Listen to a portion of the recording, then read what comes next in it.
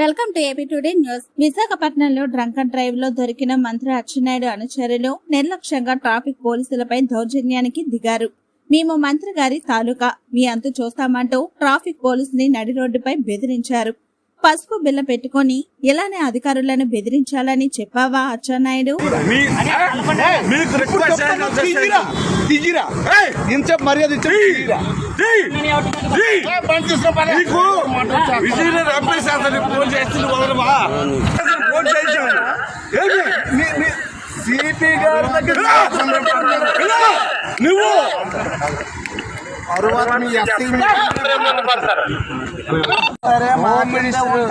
Home minister అయినా సరే మీకెందుకు చేయాలి సార్.